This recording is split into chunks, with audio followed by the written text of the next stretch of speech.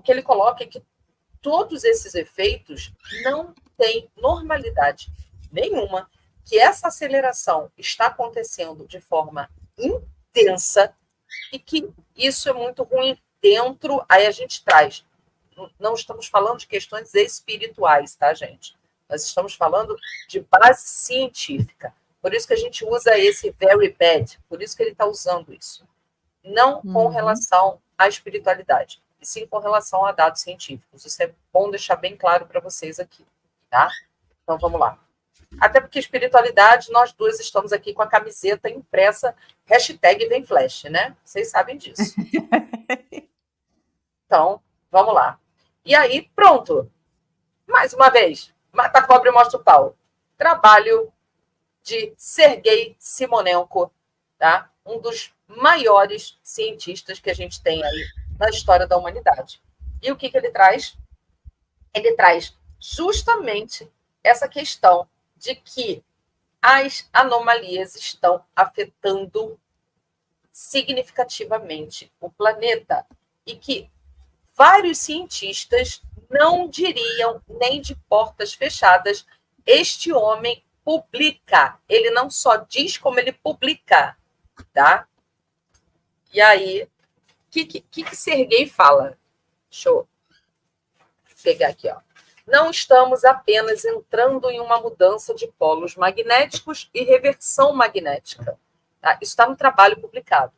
A redefinição do ciclo de desastre no próximo estágio da Terra se faz aparente, pois tivemos uma enorme anomalia magnética resultando nessa redefinição em março de 2023. Isso explica por que as coisas estão a um ritmo alarmante agora. Tá? Alucinante. Uau. Exatamente. Esse trecho está no trabalho publicado por Sergei, com dados científicos monitorados, exemplificados, explicados, comprovados, cuspidos. Tá ali, tá? Não tem, é irrefutável. Não tem. Se quiser começar com mimimi, com mememé, pode começar. A balir, né? Vai balir só assim, porque não tem como. Tá ali, é irrefutável. Tá? E aí, olha aí, ó. Olha o gráfico. Eu adoro. Gente, quando eu vejo isso, chega tão... Ai, né, daquela coisa... Ai, vamos lá. Tá quase no final da curva. Olha, a gente está chegando na descida da montanha-russa. Olha que beleza. Né? O que é esse gráfico? Tá?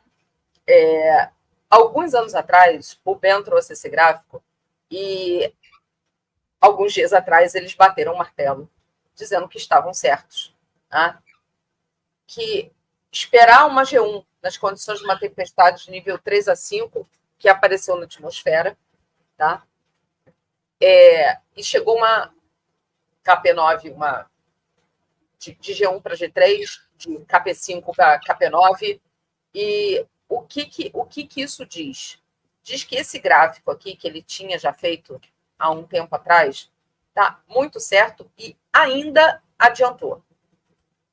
Como diz o nosso o nosso querido professor Luiz Antônio, e que corrobora com o nosso discurso, tá ali, ó. 2023, nesse gráficozinho aqui, ó, tá ali aquela linhazinha amarela e nós estamos no pontinho azul. Não sei se vocês conseguem ver meu mouse aqui, ó. Sim, tá? Dá para ver. Exatamente. Aí a gente chega justamente aqui, ó. Anomalia magnética Auroral. Records unexpected KP. Tá? O que quer dizer isso? Anomalia magnética, recordes de auroras, né? E um inesperado KP. Opa, o que é isso? Como a gente já explicou antes, se você tem uma previsão de uma tempestade solar onde gera um KP X, você vai para um KP 2X. Você sai de uma expectativa de um KP5 para um KP9. Isso tem acontecido com uma frequência absurda. Tá? Então, só lembrando que esse gráfico que a Dini estava mostrando, esse gráfico representa a força do campo eletromagnético da Terra. Tá? Lembrando que o nosso campo eletromagnético é o que nos protege da radiação externa. Tá? Então, o que vem de plasma, o que vem de vento solar, tudo isso é amortecido pelo campo eletromagnético. Você já deve ter visto aqueles modelos que quando vem esses eventos de CME, ou quando vem aqueles buracos coronais que tem muito vento solar, que eles mostram aquele desenho do campo magnético sendo varridinho, como se fossem os cabelos sendo soprados, assim. Isso representa o campo eletromagnético. O campo eletromagnético, como eu já tinha falado, ele tem variações de acordo com o ponto da superfície que é medido, mas existem pontos de medição, tá?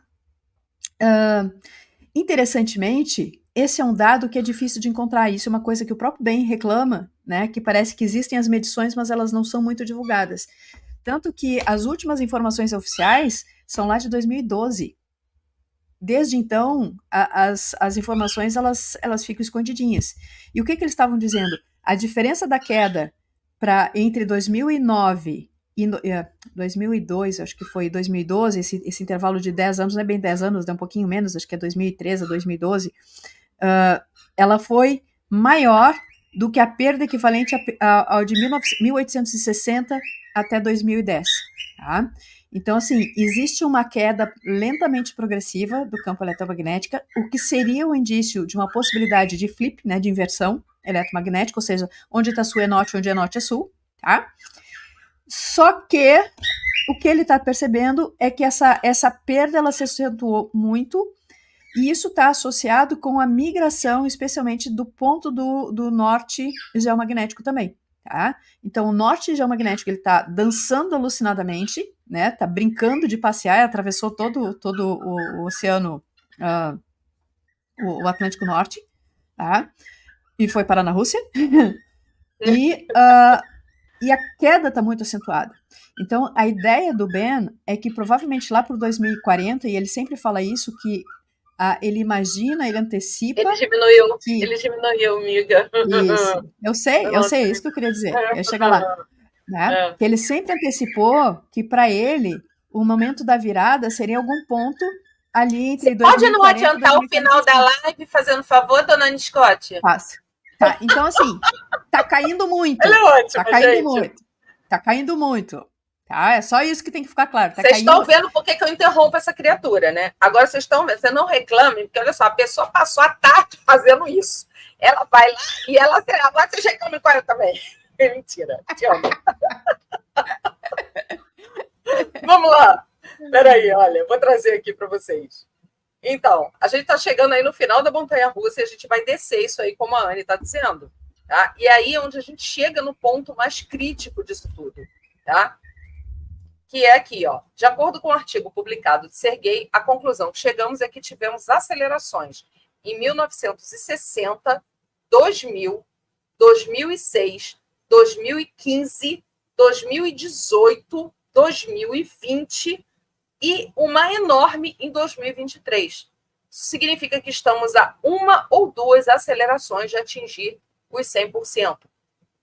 Esse trecho, o Ben falou ano passado, nessas duas lives que ele fez, sobre esses eventos de auroras inesperadas durante esse período de abril do ano passado. Tá? E aí ele fala dessa uma ou dessas duas acelerações atingirem os 100%, que é exatamente, aí eu volto aqui para vocês, ó, que é exatamente esse ponto máximo aqui de inflexão do gráfico, tá? Isso aqui é o atingir o máximo, tá? Aí olha para onde a gente vai. E aí nós chegamos o quê? Nesta manhã de 3 de maio de 2024, vimos mais uma indicação da aceleração da mudança de polos com efeitos sem precedentes, ou seja, não tem na história, tá? O aumento da condutividade na ionosfera, prestem atenção, ionosfera lembra o quê?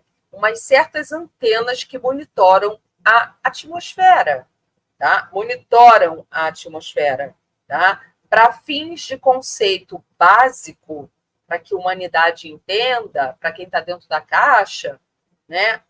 Monitoramento da ionosfera é feito pelo...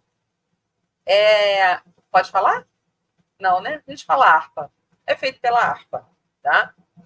E então a gente tem aumento da condutividade, que foi o que a Anne falou, dos raios ali, né? As tempestades climáticas se fortaleceram e aumentaram significativamente, que é o que nós estamos presenciando no sul do país. Tá? E agora foi diferente, pois o plasma encontrou uma rachadura em um ponto fraco no campo da Terra. Oi? Então, é isso mesmo. Então, o que a gente está vendo aí são esses efeitos que nós temos ligados diretamente à mudança de polo geomagnético, junto com o que nós temos de interferência dos controladores com relação ao aperto dos nossos queridos botõezinhos quando se toca a harpa. É o que eu tinha exemplificado para vocês. Se vocês têm um tornado F1, eles vão jogar um F5. Então, se nós já temos um aumento devido ao enfraquecimento desse campo eletromagnético, a gente vai ter mais ainda com relação a quem ainda está aqui e que não quer sair de jeito nenhum e que alguém disse, estão caindo atirando, tá? Literalmente é isso. E a gente passa para onde a Anne chegou, e eu vou deixar ela falar, porque ela estava falando, então agora você pode ir, vai. Acelera. Então, o Ben sempre foi muito claro que, assim, ele se tornou um prepper, né? Ele comprou um rancho no lugar que ele considera mais seguro dos Estados Unidos e seguro com relação a frio e a inundação, tá? Então, tem a altitude correta e ele está aprendendo a viver numa estrutura sem eletricidade, sem energia elétrica, tá? Então, ele está realmente aprendendo a fazer as coisas. Por isso que ele chama do New Valley from the Sun, né? que é o lugar que ele tem um rancho, tá? Que inclusive se chama Rancho Observers. Inclusive ele tinha lotes à venda lá para quem quisesse fazer parte do projeto, né? E ele sempre deixou muito claro que ele achava que ia acontecer em algum ponto de 2040 a 2045, tá? Tanto que o pessoal diz, gente, esquece essa história de 2030, isso aí é mais uma das distrações, a Agenda 2030 é mais uma das distrações, bota foco, vai aprender, não adianta confiar no livro que está online, que está no e-book da Amazon ou que está no Google Books, né? A gente precisa do material físico para ler, mas tu precisa saber o que está escrito lá, precisa saber fazer fogo sem ninguém ensinar, precisa fazer fogo sem ter o aquecedor elétrico do fogo, precisa saber o que plantar, como colher. Precisa saber dessas coisas, que hoje é o conhecimento que está restrito, né? A gente já não sabe mais fazer isso. Então tem tempo. E aí, depois de um tempo, ele descobriu Deus, né? Descobriu isso, né? Que é necessário essa parte espiritual também, que existe uma outra dimensão espiritual do ser humano que precisa estar em paz, que precisa estar atendida. E ele descobriu isso quando ele começou a entrar em pânico com o que ia acontecer, que faltava pouco tempo, que ele tinha muita coisa para fazer. E isso, para ele, foi o gancho para dizer, peraí, não adianta eu saber o que tem que fazer se eu tiver pirado aqui. Eu preciso cuidar daqui também. E aí ele começou a fazer meditação. E fazendo meditação, ele descobriu a divindade que estava nele mesmo, né? Então ele fala muito de Deus, ele descobriu Deus, começou a estudar a Bíblia, né? Aí tem todo o contexto religioso norte-americano que ele começa esse vídeo, inclusive, dizendo, eu recebi um monte de crítica dizendo que eu não posso ser um cristão verdadeiro porque eu estou dizendo que vai ter um evento que é do sol e não é Deus. Entende? E ele começa rebatendo justamente esse tipo de argumento, né? E o que ele diz assim, eu não posso ser mais cristão do que olhar para o que a gente vive e dizer que teve um arquiteto que criou isso tudo. E ele deixa um ponto muito claro, você e todos nós que estamos aqui, nós somos descendentes de uma humanidade que já suportou isso, que já sobreviveu a isso. Todos nós somos sobreviventes de algum tipo de catástrofe, porque isso não é a primeira, nem vai ser a última. Isso faz parte da história do nosso planeta, faz parte da história da humanidade. Então a gente precisa saber, a gente já tem mais do que evidências de humanidades que se esconderam em cavernas e que trouxeram de novo a civilização para o seu auge, porque ela quase foi dizimada, né? E a gente tem evidências, inclusive na Bíblia, falando disso, né? Tá lá o dilúvio bíblico para acabar com os Néfilim. A gente vai falar disso no Proibidão quando a gente conseguir a data para fazer. Ponto. Tá? Só que com essas evidências agora do estudo do Sergei, né, ele diz, cara, eu estou revendo meus conceitos, porque a coisa acelerou muito. Então eu já não tenho mais essa certeza que ele tinha de que vai ser para 2040 em frente, né? O que ele diz assim, depois de 2040, antes de 2050. Agora ele diz, talvez em 2040, talvez a partir de 2030. E o que a gente está vendo é que a aceleração está brutal, né? Então talvez 2025. Talvez o que a gente já está vendo acontecendo agora, né? Essas alterações geológicas, alterações climáticas que a gente está vendo, sejam parte desse processo. Lembra que a gente está numa balança que está se invertendo muito rápido. O campo magnético do Sol está se elevando muito, a gente trouxe isso na live que o Will Koch falou, né? O campo eletromagnético da Terra vem se elevando desde 1991, o campo eletromagnético do Sol. O campo eletromagnético do Sol está fazendo cada vez mais, sendo cada vez mais intenso a partir dos anos 90. Enquanto que o campo geomagnético da Terra está cada vez menor. Ou seja, o motor propulsor está aumentando e o escudinho de defesa está diminuindo. Não é uma boa combinação. Ou, por outro lado, quando a gente está esperando um evento energético do Sol, é o que a gente está esperando. A gente está ansiando por isso, né? O pessoal está falando bastante do astrólogo Rudimar, eu acompanho. Aliás, faz um tempo que ele sumiu do meu radar, o YouTube prega essas peças na gente, mas ele traz muitas imagens muito interessantes que eu acho muito legal acompanhar, tá? Eu gosto sim, assim como o canal do Relógio do Criador, bem interessante, que alguém já comentou sobre aqui, deixa eu ver se eu deixei marcado. Deixa eu ver se eu só... Enquanto você está procurando aí, eu vou mostrar para vocês o vídeo da Aurora Boreal que eu separei aqui. Eu vou tirar o som, tá, gente? Porque, justamente por causa dos direitos autorais, isso passou no Fox News. Então, deixa eu pegar aqui para vocês darem uma olhada. Eu vou adicionar. Deixa eu colocar aqui, ó. Ó, o rosado que a Anne falou. Que coisa interessante, né? É bem isso, assim. Deixa eu passar um pouquinho para frente. Pronto. Tem mais aí, ó. Vocês conseguem ver a diferença da coloração, tá? Sim. Isso foi um pai e uma filha que presenciaram e acabaram... Essa imagem é linda, ó. Linda. Essa é maravilhosa. Isso. Tela cheia. Olha só, olha que coisa linda isso aí. Né? Olha, é um espetáculo de imagens, né? Então, olha o que a gente tem. Mais um pouquinho.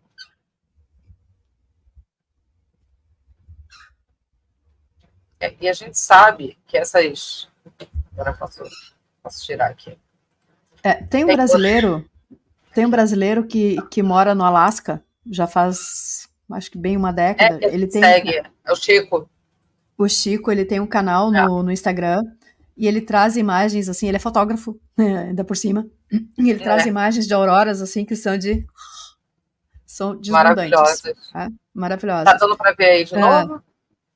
Não tá compartilhado. Eu vou só trazer o destaque aqui para o comentário do Ivata-san, que o David Wilcock fez uma live ligando as profecias de Garabandal com flash solar. E assim, não vale, eu tava dizendo pra Dínio, eu não assisti, eu tava trabalhando hoje durante o dia inteiro, não vi a live do Wilcock, meu filho botou no nosso grupo assim, mãe, tu visse que o Wilcock tá falando de Garabandal?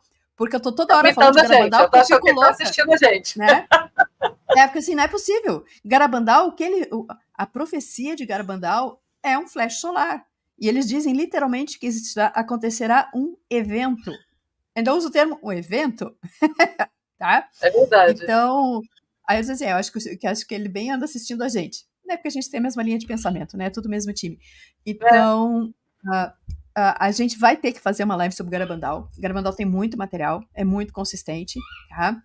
Mas eu já tinha falado quando a gente trouxe as profecias do Padre Oliveira, eu tinha comentado que a gente precisava dar uma sequência depois com as profecias. A gente tá num corre, né, gente? Com tanta coisa acontecendo, a gente tá num corre